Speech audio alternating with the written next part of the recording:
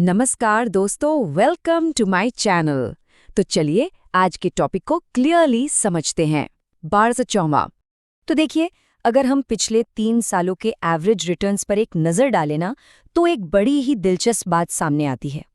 Multi cap funds ने करीब 20% का रिटर्न दिया है, जबकि फ्लेक्सी कैप फंड्स ने लगभग 17% का।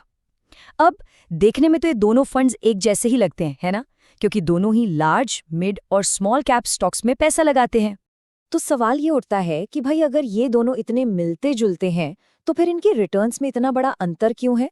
आज के इस विश्लेषण में हम इसी पहेली को सुलझाने वाले हैं। ठीक है, तो चलिए अब इसकी तह तक चलते हैं। आपको जानकर हैरानी होगी, लेकिन इन दोनों के बीच का जो सारा का सारा फर्क है ना, वो सिर्फ एक नियम पर टिका है। जी हाँ, सेबी का बनाया हुआ बस एक सिंगल रूल। और ये रहा वो aha moment. Flexi cap funds में फंड मैनेजर को पूरी आजादी है, मतलब फुल फ्रीडम। सेबी बस इतना कहता है कि भाई कम से कम 65% पैसा इक्विटी में लगा दो, बाकी आपकी मर्जी। लेकिन दूसरी तरफ है मल्टी कैप, जहां सेबी का एक सख्त नियम है। कम से कम 25% लार्ज कैप, 25% मिड कैप और 25% स्मॉल कैप में आपको पैसा लगाना ही पड़ेगा। और बस यही एक चीज पूरी कहानी बदल देती है। तो सबसे जरूरी बात यही है कि ये छोटा सा नियम इन दोनों फंड कैटेगरीज का पूरा कैरेक्टर ही बदल देता है। उनका व्यवहार, उनका रिस्क प्रोफाइल और आखिर में उनके रिटर्न्स। मतलब एक तरफ आजादी तो दूसरी तरफ अनुशासन। चलिए, थ्योरी तो समझ ली। अब इन दोनों का परफॉर्मेंस टेस्ट करते हैं और देखते हैं कि असल में कौन बेहतर काम करता है। लेकिन परफॉर्मेंस डेटा में डाइव करने से पहले एक जरूरी बात।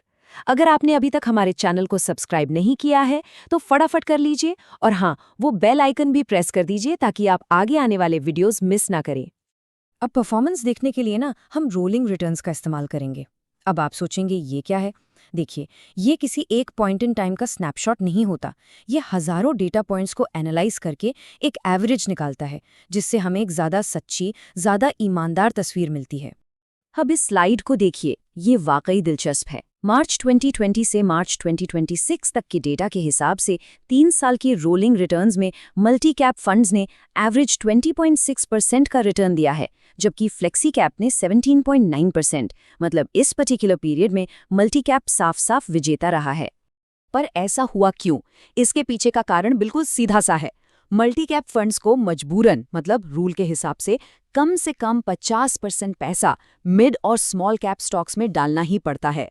और जिस टाइम पीरियड की हम बात कर रहे हैं, उस दौरान इन्हीं स्टॉक्स ने सबसे तूफानी परफॉर्मेंस दी थी। और इसके ठीक उलट फ्लेक्सी कैप फंड मैनेजर्स आज़ादी मिलने के बावजूद थोड़ा सेफ खेलना पसंद करते हैं। उनका झुकाव स्टेबिलिटी के लिए ना ज़्यादातर लार्ज कैप स्टॉक्स की तरफ ही रहता है। वो सोचते हैं कि मार्केट में जब उतार चढ़ाव हो तो सेफ रहना ही बेहतर है। और ये स्लाइड इस पूरी कहानी को बिल्कुल साफ कर देती है। देखिए, जब बाजार तेजी में था, यानी बुल रन में, तो मल्टी कैप फंड्स ने ज्यादा रिटर्न दिया।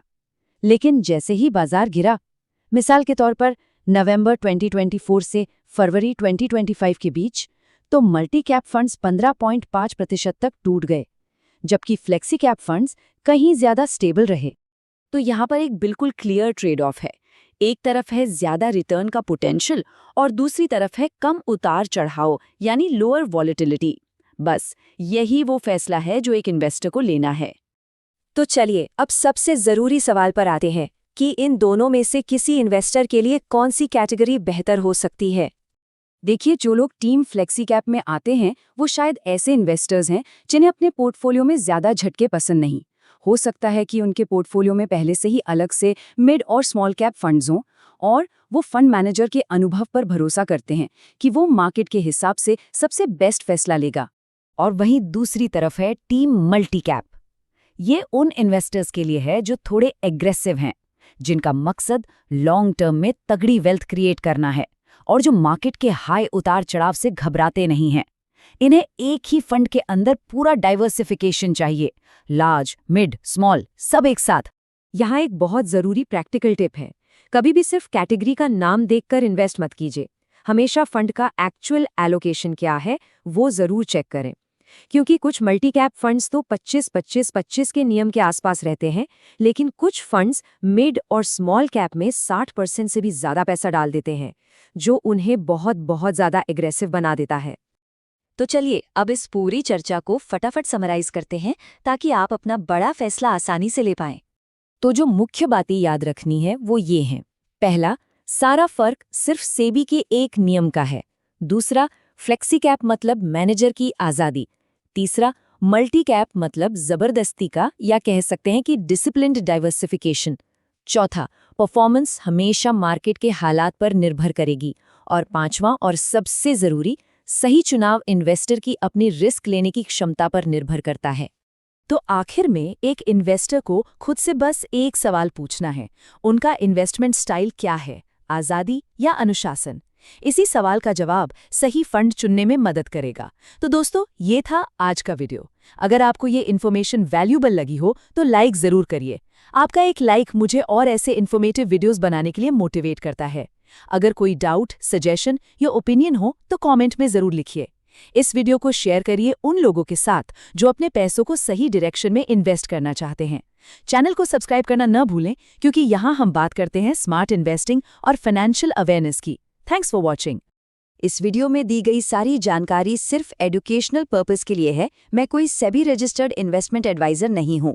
स्टॉक मार्केट और mutual fund investments market risk के सब्जेक्ट होते हैं। किसी भी इन्वेस्टमेंट डिसीजन से पहले अपनी रिसर्च करें या अपने फाइनेंशियल एडवाइजर से सलाह लें।